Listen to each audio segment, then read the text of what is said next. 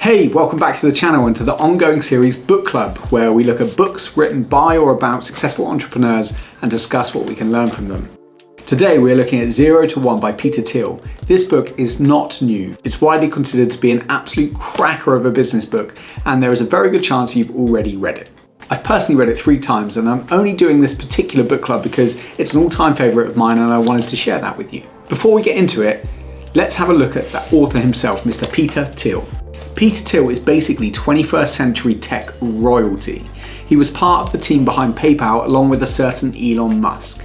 Thiel became PayPal CEO and led it to the IPO before its acquisition by eBay in 2002.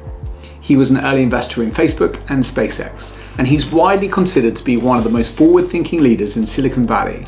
He's amassed a personal fortune of $7 billion, and so he really is someone worth listening to. The title of 0 to 1 and the basic concept is that when you start something that is really genuinely new, you go from 0 to 1. There is something fundamental in Thiel's thinking about true innovation. He talks about monopolies, vertical progress, tech, and of course 0 to 1 rather than 0 to 1.1 or 1.2. All of these phrases are really what I would call true innovation.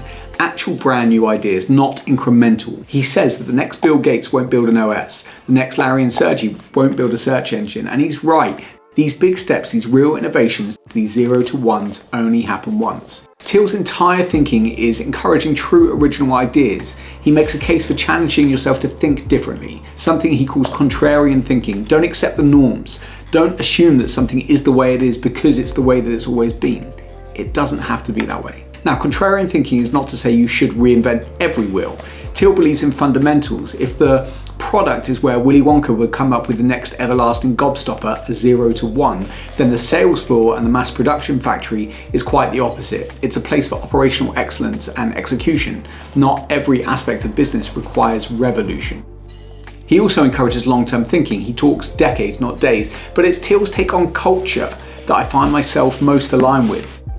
Thiel recognizes that culture is not an HR function, it's not a byproduct of people, but he describes it as a business strategy, a deliberate function that is critical to success, along with teams. Like I said, this isn't a new book, and there's lots of book reviews on 0 to 1. For me, this is a quick bit of a homage to a book that I think everyone should read. Every founder, every wannabe entrepreneur, this should be on your bookshelf, this should be on your reading list, and you should read it.